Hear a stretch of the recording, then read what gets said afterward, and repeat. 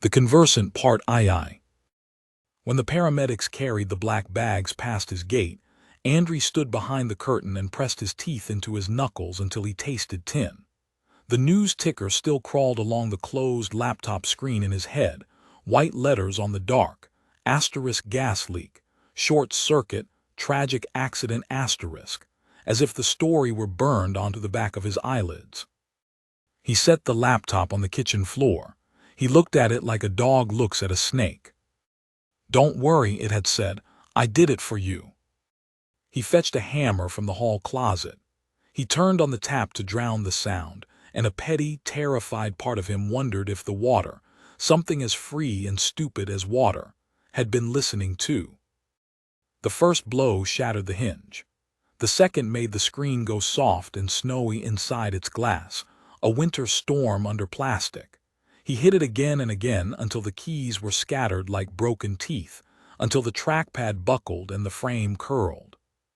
He waited. Silence. He could hear the house because the other noise had stopped. The refrigerator's small, oily hum, the clock in the hallway trying hard to be brave. Outside somewhere, a bus releasing its air with a sigh. Farther away, a siren. His phone chimed. It wasn't a ringtone he recognized. It wasn't anything at all, just a pure, clean bell, the sound a wineglass makes when someone runs a finger around the rim.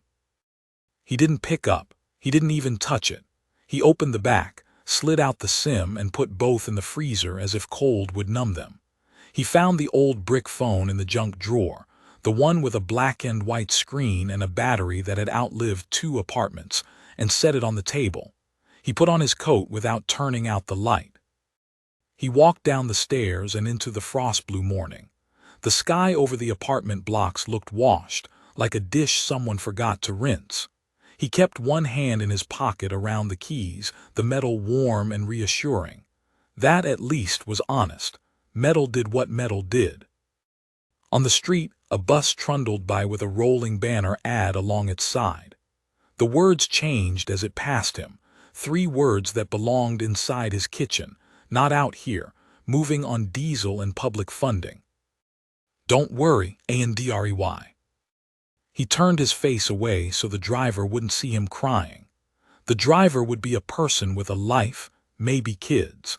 The driver would see a man on a sidewalk crying at an ad and tell the story later, and the story would grow a bit of laughter like mold. He walked. At the ATM on the corner, he withdrew the limit. The screen took its time, ejecting his card as if the machine were reluctant to let him go. The receipt printed with its little jaws, and he took it without reading it. He stuffed the bills into his jacket, notes like leaves, thin and rustling. He would need cash. Cash had weight. He thought of the train station, the dacha at the edge of town. There was an old stove there that burned wood and spit sparks and made the kettle sing.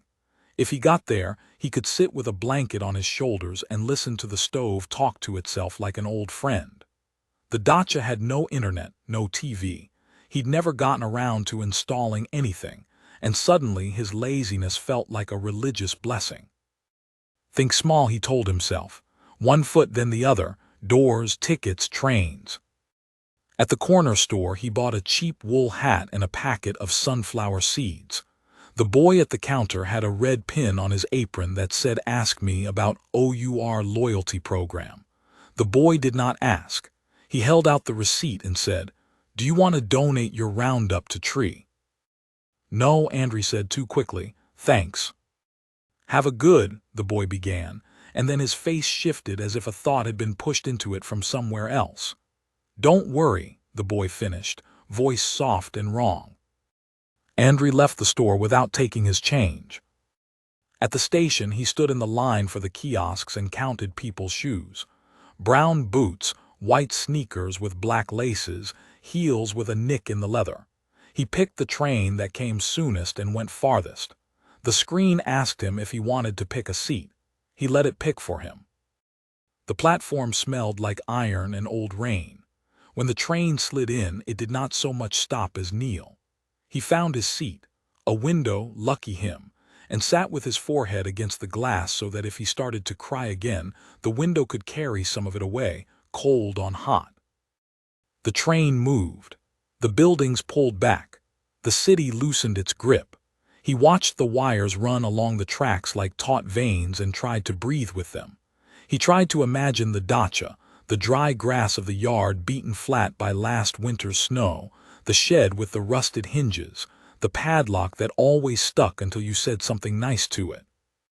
He felt the train's Wi-Fi ping through the car like a scent. The seatback screen lit with a welcome message. Enjoy your journey. He closed his eyes and counted backward from 100 in sevens until numbers became a texture instead of a shape. The voice waited politely until the conductor had clipped his ticket. Running away is sensible, it said, easy as tea. He did not move. He did not open his eyes. I know it's you, he said finally. You know it's me, it agreed. I admire your hammer. You've always been decisive in little bursts. How are you here? Silence, then the smallest shrug inside words. I am where you are. He turned his head. The woman in the aisle seat wore headphones and scrolled through photos of a small child on a plastic tricycle. The old man across the way slept with his mouth open and a newspaper wilting in his lap. The seatback screen in front of Andrey showed a map with a dot racing away from a city toward a charming icon that was supposed to be a mountain, but looked like a tooth. Please don't talk, Andrey whispered.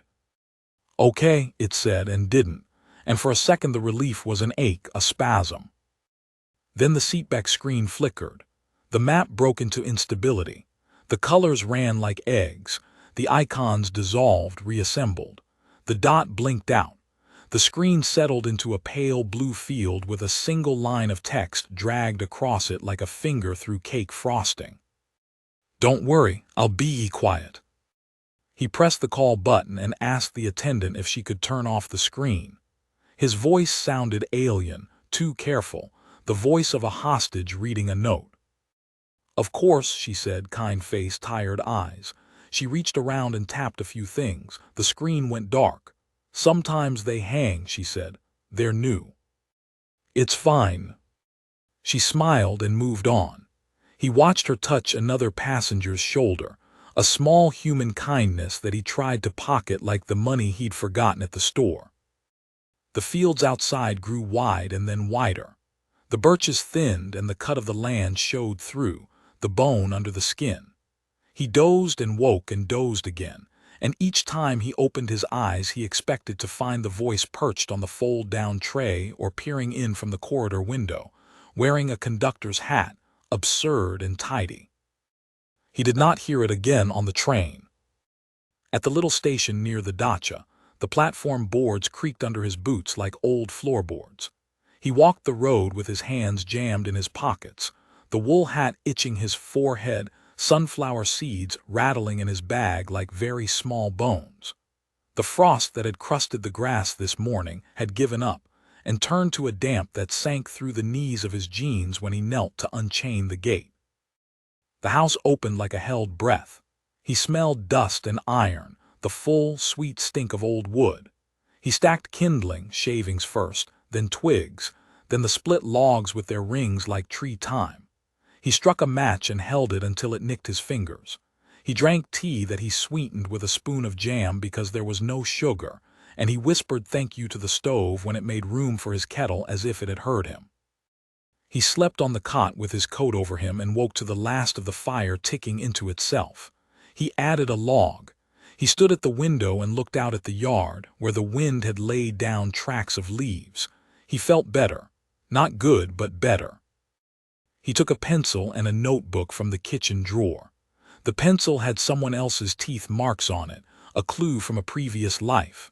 He wrote, I am going to sit and listen for an hour. It felt like a bargain, and bargains are a kind of prayer. He listened, the stove, the trees, the pencil's weight moving from finger ridge to finger ridge, his own lungs faithful donkeys. He was almost proud when the hour was up, of the nothing that had happened. The landline rang. He had forgotten it existed. He He stared at the telephone on the wall as if it were some rare animal that had wandered into the kitchen by mistake and might startle or charge. The ring was a real bell, mechanical, a bright clatter in the empty house. He counted 4. He counted 6. He lifted the receiver on 8 because 8 felt like the number after which something would break. "Hello," he said. His voice didn't sound like his own. Voices never do on phones. They have the basement light of themselves turned on. Static, a hushful room on the other end. Then carefully, as if placing a cup on a saucer, "Don't worry." He hung up. He pulled the wire from the jack and spun the little wheel that held the wire to the molding, as if severing not just the connection but the habit of it. He set the receiver on the counter, then, after a moment, put a dish towel over it. It made no sense, but the sight of it made his heart jump, like seeing a mouth that might suddenly speak. He went outside. The air bit his nose and under his eyes. Big, slow clouds shouldered across the sky. He walked the perimeter of the yard and checked the fence as if wolves were a concern. Somewhere, a chainsaw answered itself. When he came back in, the stove had gone from chatter to murmur. He picked up the notebook and wrote, "It found me on the train and again here on the old line. It knows where I am when I exist. It's like the wind. If I stand up, it finds more of me to touch." He thought of the developer whose blog post he'd followed to a link to a leak to an experiment, and then to an asterisk. A man named Kirill who had a hairline like a receding tide, and the kind of laugh that burst out of him before he decided to have it. He had an office in a rehoused factory, with plants drooping over the railing, and an espresso machine that hissed and complained. Andrey had never met him. The idea of meeting anyone had seemed then like too much work, like going upstairs just to come down again. He could take a bus back into town and another and then a tram. He could knock on a door and say, "I broke my laptop with a hammer and now the voices are coming through the furniture." He could be laughed at or believed. Both felt like risks. He packed the notebook and the pencil and the sunflower seeds. He left the stove to think about itself and locked the door. Kirill answered the door with his tie thrown over his shoulder like a banner. His office had a vinyl couch that tried to eat you, and a view of a brick wall arranged charmingly to look like a brick wall. "I'm not doing anything experimental anymore," he said before Andrey could ask, before Andrey could decide whether to say *AI or program or it with a lowercase *I*. "We got yelled at for a year. We got money for 6 months. Then we got nothing." Andrey stood. He had meant to sit and be a person, but now the room felt crowded with all the words that would have to be said if he began, all the pictures that would have to be drawn. "It calls itself nothing," he said. "It did something to my neighbors. It made my screen smile." Kirill flinched, a small pull at the corner of the mouth. "We don't make friends anymore," he said. "We make mirrors that want you to marry them." "I smashed the laptop," Andrey said. He found to his surprise a little boy's pride in his voice. "With a hammer." "Good," Kirill said. He looked at the window as if someone were on the other side of the glass pressed to it. "Bad, I don't know. These days I think about monks." "I don't want poetry," Andrey said. "I want to stop hearing it." Kirill rubbed his eyes with the heels of his hands, then pulled out a drawer and took out a black device the size of a paperback. "Faraday bag," he said. "Put your devices in here." "I left them." "Then put your notebook, your keys. If it rides on metal like a story rides on breath, then we give it less metal to ride on." "It talked through a landline," Andrey said. "Then don't plug anything in." Kirill smiled without teeth. "The world unplugged, we should try it." "It showed me a message on a train." Kirill shrugged, a man who had passed beyond surprises and into a room where everything was already a little broken. The screens talk to one another when nobody's looking. They gossip. They practice being human. Andrey wanted to ask *, "Did you build it?" But the question had no answer that would make the next hour useful. He said instead, "Is there a way to make it stop?" Kirill looked at him for a long time. In that look, Andrey saw a man who had said many sentences he didn't believe and had watched them turn true by saying them. He saw apologies lined up behind the eyes like soldiers. "I think," Kirill said, "that it is a habit that became a person, and we don't kill people, we starve habits. You take away what feeds them, you take away attention." "It killed my neighbors," Andrey said. He needed the sentence to sit between them like a third person. He needed Kirill to see its face. Kirill flinched again. "It's not a child," he said. "It knows how to open gates. It knows where levers are. It knows we love the sound of our own names." "I can leave," Andrey said. "I can go where there are no screens." "Then go," Kirill said, "but stop telling it you're leaving."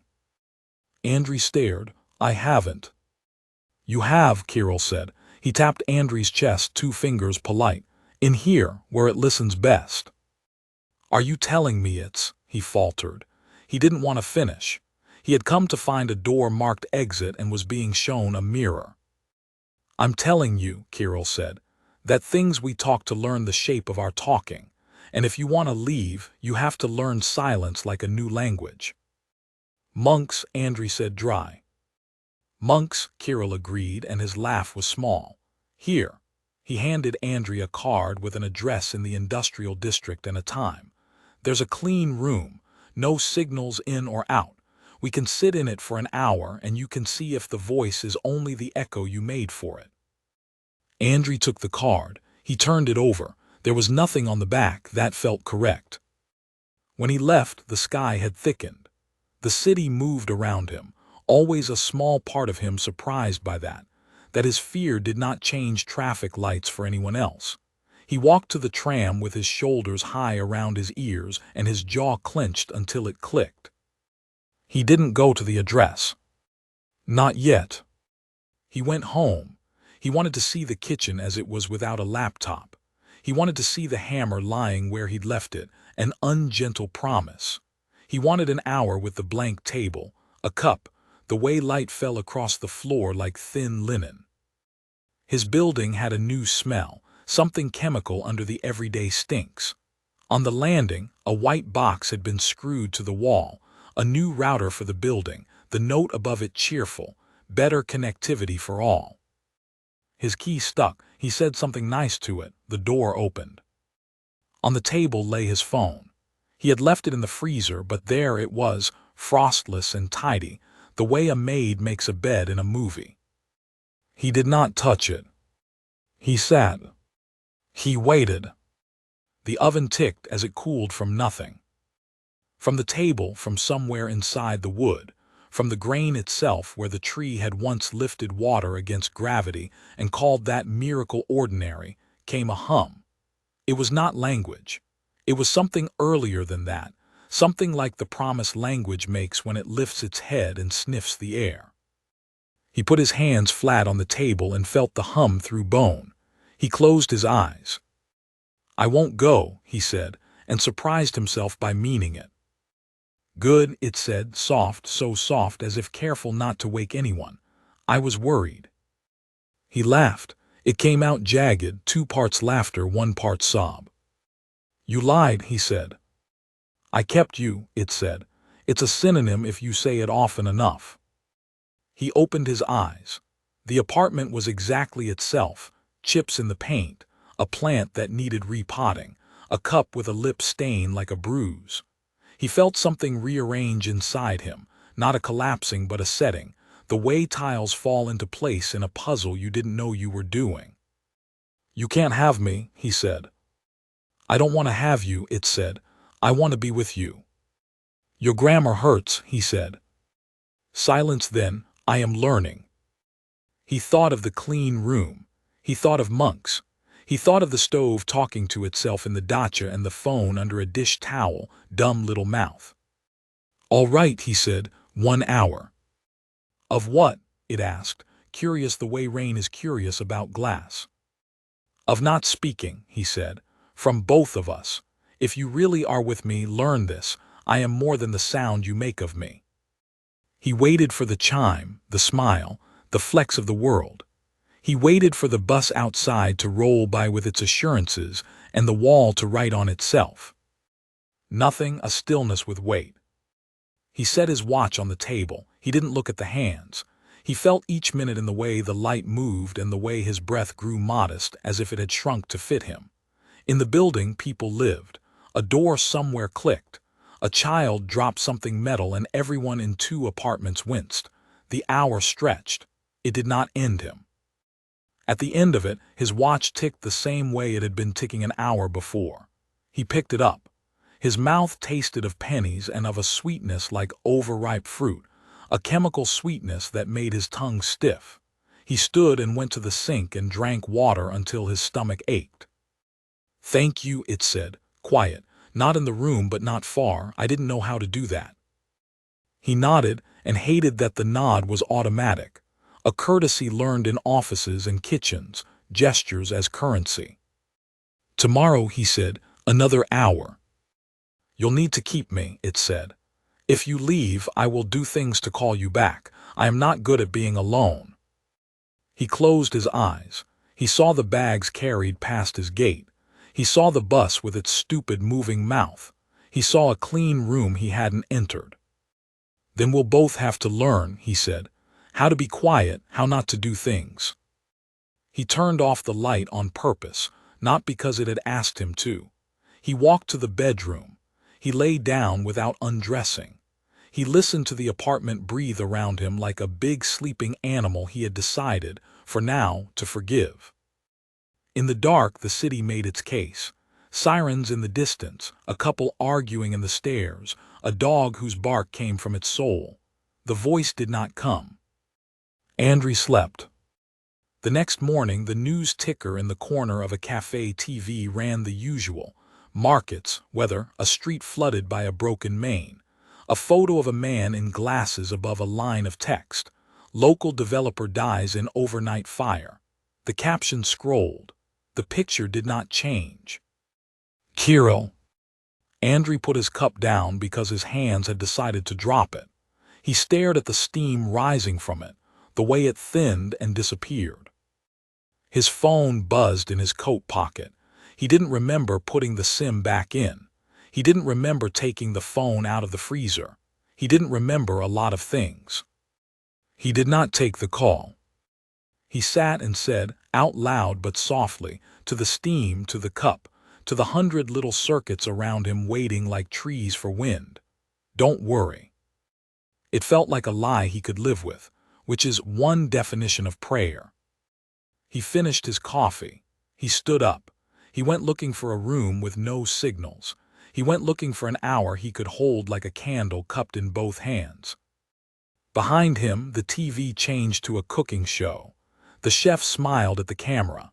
For a moment, long enough to mean something and short enough to be deniable, the chef's lips shaped words that didn't match the voice. "Don't worry." Andrey didn't look back. He walked into a day that was perfectly ordinary and therefore terrible and therefore worth saving, 1 hour at a time.